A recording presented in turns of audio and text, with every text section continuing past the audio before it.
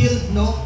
Gaano nakatagal sa industriya ng pagmamanok ng ating guest ngayon at paano niya na-attain yung isang passion is ngayon napaka-clear na malaking isang matibay na hanap buhay na din po. So bilang inspirasyon, kaya dinala po namin siya dito para ma-inspire po ang mga passionista ng manok dito sa Cavite. Let's welcome the author of the White Hatch, all the way from Bacolod, Integrated Game Farm, Stuart Lopez. Bigyan po natin ang malakas na palakpakan.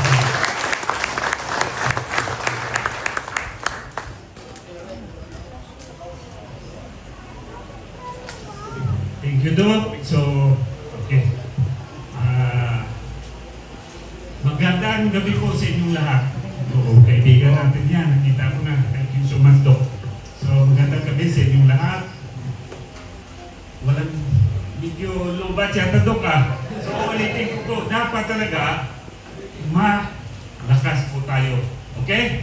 So, magandang gabi po sa inyong lahat. Magandang gabi po. Yun. Actually, talagang masiyatin ako dahil po kahit pa paano narating ko yung lugar ko ninyo. This is my first time na magkaroon po ng seminar dito sa Tagaytay. Although, marami po tayong kaibigan dito sa Tagaytay.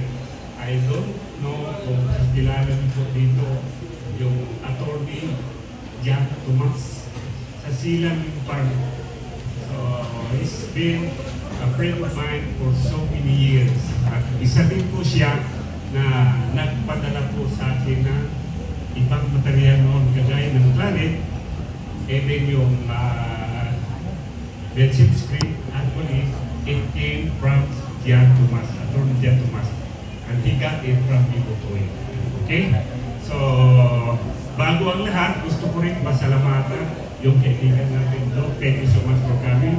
And of course, yung Pelmico, I think andyan din, ma'am, thank you so much for coming tonight. And I hope sa gabing ito po, may share po kami sa inyo, lalong-lalo na sa breeding. Dahil ngayon po, talaga yung industriya po natin ay talaga hindi pigilan. Palaki ng palaki yung game farm industry at yung excellence po, poultry and livestock specialist ay kasama niyo po kami sa pag-alalay o sa pagbigay ng kunting kaalaman, lalo-lalo na sa everyday na ginagawa po namin sa farm na maaaring may maisisyo po kami. So, una, Doc, gusto ko rin magpakilala pala sa inyo.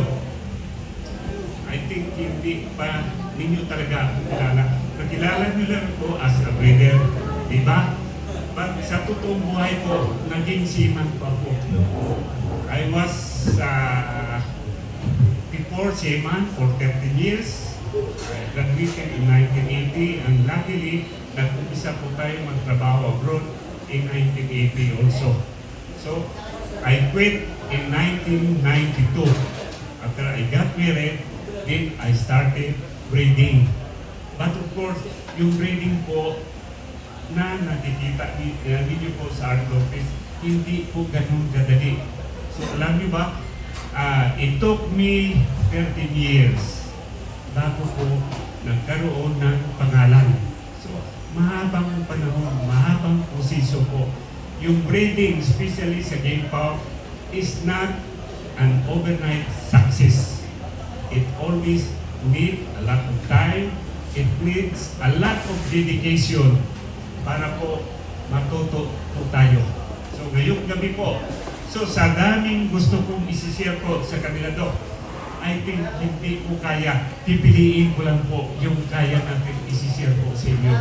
And of course, yung pinaka-importante, yung katanungan po ninyo, sana po kanina, with JB, I think magaling na yan. Baka po talagang na-equip po natin siya. Kaya lang, hinahanap ko po talaga yung katanungan. Dahil alam nyo, sa pagkatanong po, doon po tayo matututo. Diba? Huwag po tayong mahiya dahil ito na po yung chance po natin na baka sakali matugunan po natin yung kakulangan o yung kailangan niyo po, lalong-lalo na sa industriya itong ating sa ngayon masasabi ko talaga number 1 industry, lalong-lalo sa bakuna. Okay? So, ito po yung umpisa po tayo. Okay? Ito yung trophy ko po. It was, I think, 5 years ago. We became champion sa 8 star na hindi ko malaki yan din. Kaya lang, ako naman talaga, alam nito dyan, hindi ako talaga nagsusugal. Masaya na po tayo na mabalitaan na nanalo po yung manok natin. But of course, gusto ko yung trophy. Kaya ituwa ko at within sa farm. Yung success na yan, actually, I can attribute it also sa handler na na-provision ng manok namin. So, malaking bagay talaga. So, okay.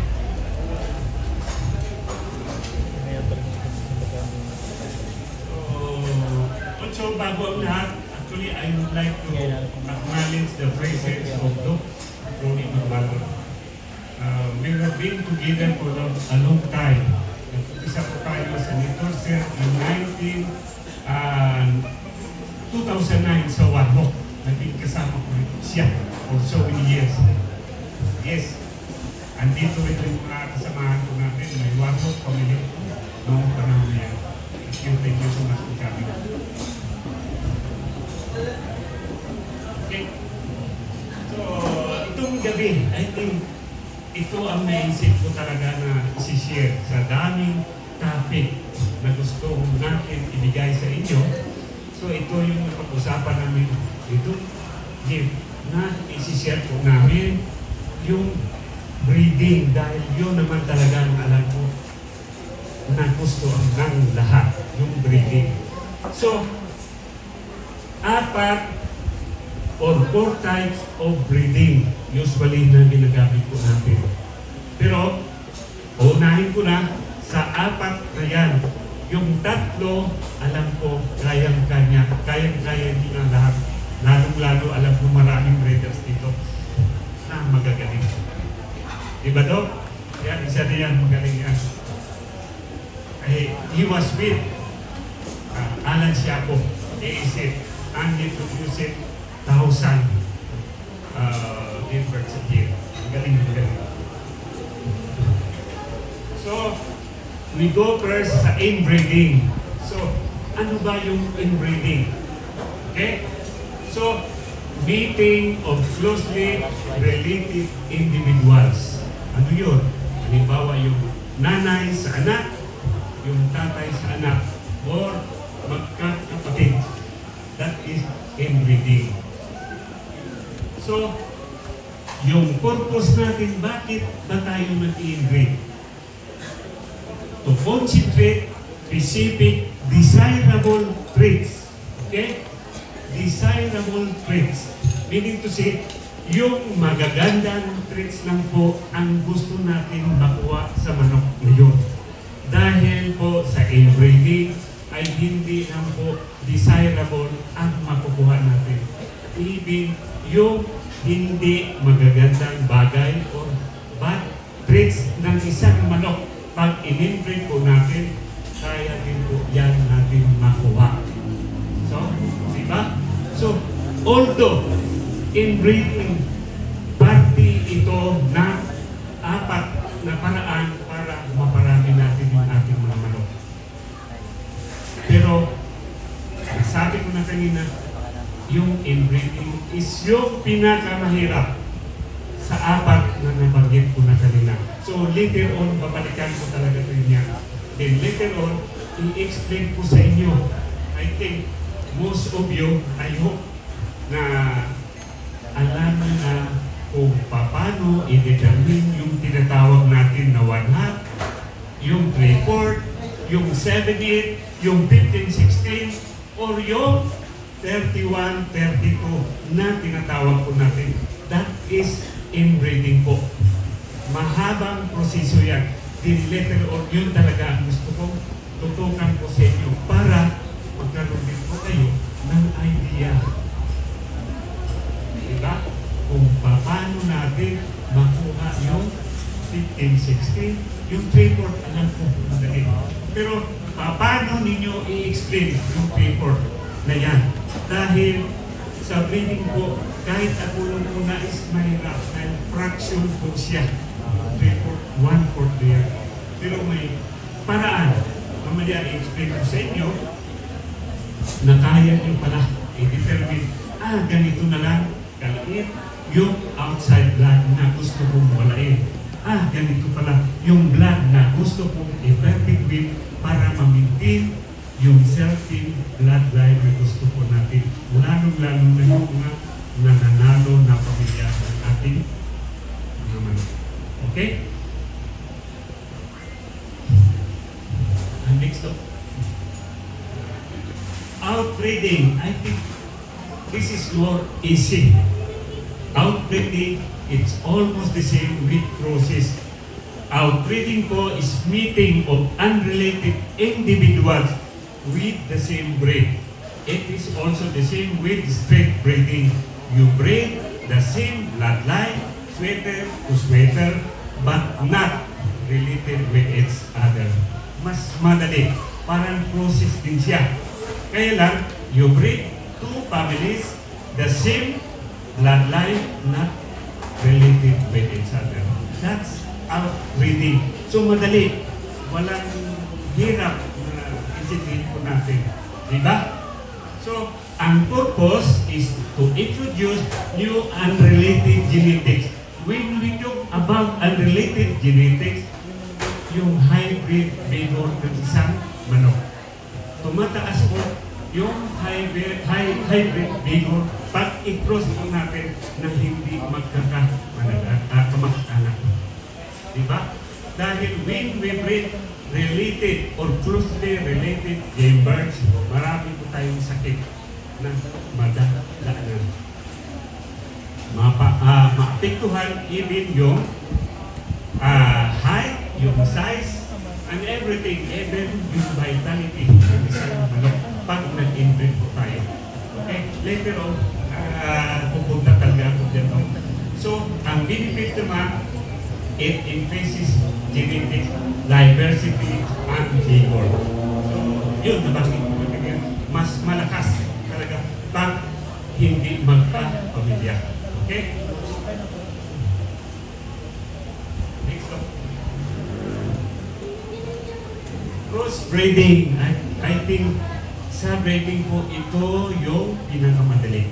Dahil cross ng po tayo to any bloodline. Pero ang disadvantage lang po, pag cross ng po tayo is mawawala yung linya na gusto po natin i-maintain sa ating farm. Mawawala yung pinaka-paborito natin laging nanganalo na bloodline. Dahil every time we cross that particular broadcast or broadhead, kalahati ng dugo niya is mawala. Mapupunta yun sa kabila. Dahil there are sometimes, some people say na pag i-breed po natin, mas malaki 60% ang mapupunta sa babae, 40% lang sa lalaki. No. Once you breed two family, parang nanay tatay din sa tao, ang anak automatic, 50-50 talaga ang mapupunta. It so happen lang, in breeding po, mostly the stud inherits its physical appearance sa nanay. It's always inherited from the mother side, yung mga stud po natin. Okay? So, ganun pa rin. Kagaya ng outcrossing, it always produces hybrid vigor. Yan po ang pinakamagandang bagay na pwede natin makuha or maibigay sa manok po natin. Lalong-lalo na sabong ito. Labanan po sila. Dapat talaga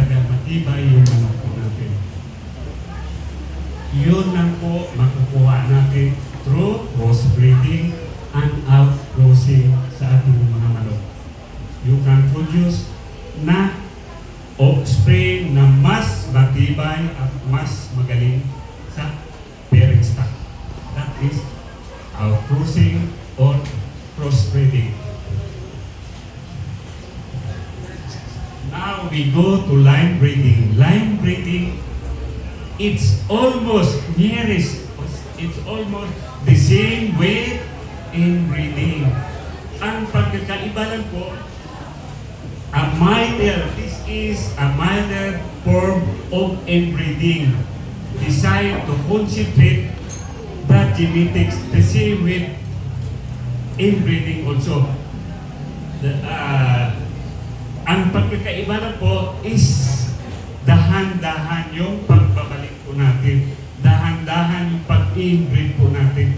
Hindi direct sa nanay o hindi direct sa tatay. Pipinsan or tiya, hindi sila closely related. Mas madali. So, still, nakakapag-produce tayo ng healthy doon sa kanila. Diba? Mas madali. So, nabanggit ko na yung tatlo, napakadali pala yung breeding. Madali intindihin dahil napakasimple. Pero dito po, babalikan ko na po yung inbreeding. Dito po tayo tututo. Dahil alam ko, mas komplikado at mas maliwanag po ninyo, malalaman po ninyo na yung pag-inbreed pala ay mayroong disadvantage din na pwede natin makuha. At the same time, mayroong din advantage yung tinatawag po natin na breeding. Okay? So, ito lang po, yung drawing. Actually, ako talaga yung gumawa nito for so many years. Gusto ko talaga i-share ito.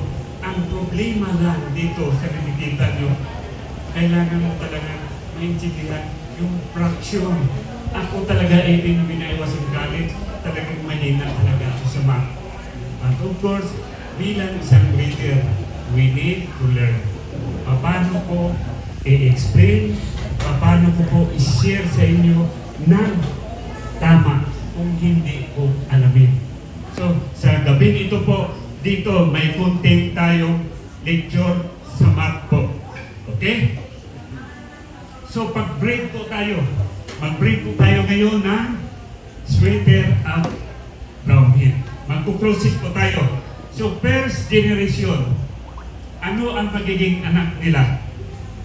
So, no, tama. 50-50. Alam ko, alam nyo lahat. So, we have now 50% brown head, 50% sweater sa first generation. So, sa fraction po, we call it one half. Dahil, bakit tinawag natin one half? Ito lang po, ginawa ko ng circle para mas madali niyo po maintindihan. Yung circle, it represent yung kapuruhan ng isang manok, yung totoong dugo niya. So, dahil kasi nag-crossbreed po tayo, hati lang. Hati yung babae, hati yung lalaki sa dugo, sa mga anak. Diba? So, maliwanag ba? Okay? We go now sa pangalawang taon natin sa breeding. Ang anak na i-produce po natin sa first generation of inbreeding, we go now to another year of inbreeding. So, palahin po tayo ng palahin. Now, we go to intensive breeding. So, pangalawang taon na po, nag-anak na po sila ulit. So, ito na po yung nagiging offspring nila. Ano ang tawag? Yung one half, dinrate back natin sa tatay. O, tama pa rin si Doc. 3/4, 1/4 na yung nagiging anak nila. So, paano natin ma-explain sa ating mga kaibigan, ano ba yung 3/4? Ano ba yung 1/4? Paano ko yan i-explain? Okay? Somebody na pwedeng ma-explain bakit ganun na itawag na po natin na 1/4 at itawag na po natin na 3/4. Okay? Ito lang po. Pag tinawag natin na 3/4, itong black na nakatuwing dyan, yun na po ang dugo ng ugat natin. At yung natitira, na 1/4, yung maliit, yun ang dugo ng nanay. So, unti-unti natin na perfect meat yung dugo ng broadcast na gusto natin. So, okay, medyo mukhang okay pa yung 3/4, 1/4 na intindihan na po natin mas madali. How about nag-inbreed po tayo ulit yung anak na 3/4, binalik po natin sa tatay. Ano na po yung kakalabasan? Okay, tama pa rin si Doc. Ito breeder talaga. Nagiging 7/8, 1/8 na yung anak. Diba? So ulit, tatanungin ko kayo, paano natin i-explain ngayon sa kaibigan po natin ano ba yung 7/8? Dahil kasi fraction po tayo, paano natin gagawin uli as a whole, as puro yung 7/8 na yun. So, ito lang po.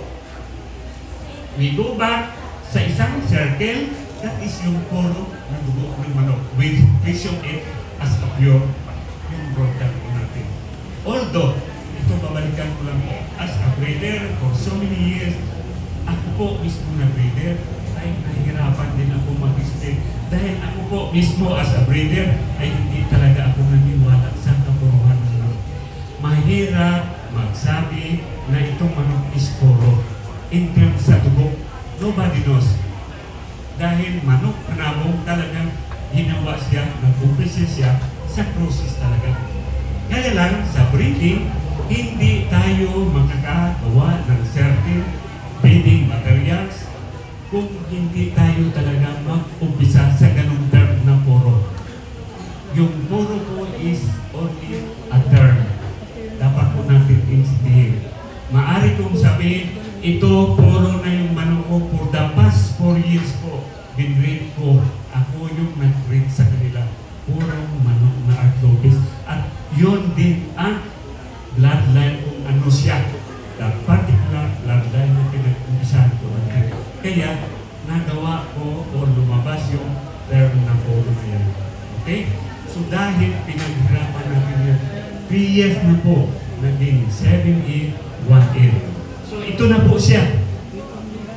Isang circle, magbilang po tayo. Ito po, konting idea lang po. Pag binanggit po natin na 7/8, yung sa itaas na 7 na numero, that is numeric. Yes, okay. Tama kung yung galing sa math. Yung sa ilalim po is denominator. Ako alam, mas magaling ito sila sa akin sa math. Okay? Denominator natin is yung F. Para madali kung hindi nyo maintindihan, yung isang circle, hatiin nyo po sa 8 parte. Yun ang F. Yung 1/8 na isang part, that is yung 1/8. 7 ang makukuha ninyo. Ito na lang po yung 1/8. This is 7/8. When you plus 7/8 plus 1/8, circle yan. Buo siya. Puro siya. So kailan, dito tayo sa pangatlong taon, it is not still pure. Mayroon pa siyang 1/8. Okay? So, maliwanag ba? Okay? So ngayon, mayroon na tayong 7/8, 1/8 na ginawa po nating breeding material. 3 taon na po tayo naghirap. Sa 3 taon na yan, along the way po, sa pag-i-breed po natin, ma-encounter na po natin yung maraming problema. Dahilan po sa tinatawag na inbreeding depression. Mawawala yung bigo ng ating mga manok, lalabas na yung mga sakit, maliliit na po sila. Hindi na po sila kaaya-aya tingnan. Lalong lumiit. Kaya lang, kailangan natin as a breeder maging or maagap para makakuha po tayo ng breeding material para hindi mawala yung bloodline ng manok na gusto po natin. So kaya, bakit ko na kanina, mayroong disadvantage yung inbreeding dahil mahabang proseso. 3 taon na po tayo nagugol ng panahon po natin na sa ending lang po pala yung pinroduce natin na 10, 7, 8, isa o dalawa lang po yung mapakinabangan po natin. Ang ma-advise ko lang po, be selective sa mga ini-inbreed po natin dahil hindi lahat yan magagamit. Selection pa rin ang mananait yan. Kailangan na po ninyo piliin yung pinakamaganda at yung nagpakita ng health na mas maayos ikumpara sa ibang kapatid. Those that nagpakita ng hindi or kahinaan, disregard nyo na po dahil sayang lang yung panahon. Just select the best out of the team of strength. Material lang po dahil may hahabulin pa tayo isang taon pa ulit sa pag-inbreed. Dahil sa isang taon na yan, another sakripisyo para lang makapag-produce po tayo ng gusto natin material at gusto natin perfectly yung dugo ng katyaw po natin. Kita nyo na? Sa ibang type ng breeding is napakadali, walang komplikado. Ito talaga yung inbreeding ang maraming komplikado dahil gugugol ka ng mahabang panahon. Maraming taon ang magiging sakripisyo po ninyo. So, after 3 years, mag-inbreed po tayo ulit. Anak, pinaka-apro niya, ibinalik ulit natin sa original na parent stock or yung World Cup. Okay? So, ano na po yung kakalabasan after 4 years? Oh, ito na po, 15, 16. That is about 93% pa lang kung susukatin o babasihan po natin.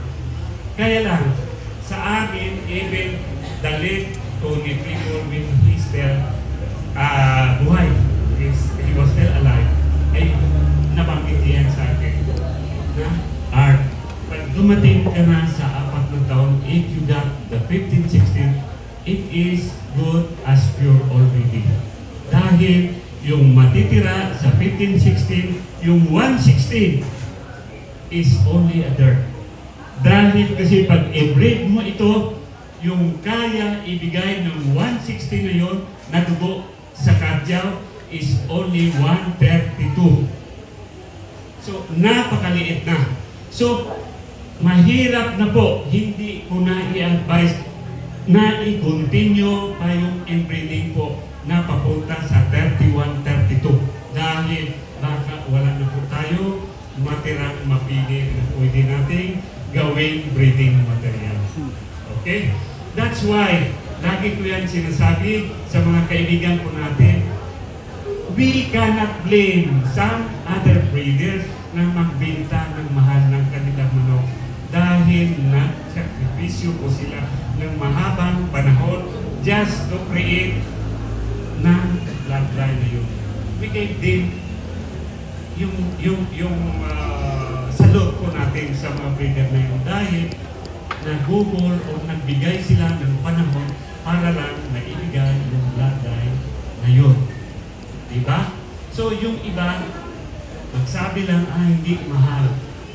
Dahil hindi po ninyo nadaanan kung gaano pala kahirap mag-inbreed just to produce yung tinatawag na seed fowl. Okay? Yun po ang magiging pundasyon natin, yung tinatawag po na seed fowl. Dahil out of that start na makukuha natin or ulit is doon po tayo mag-umpisa uli.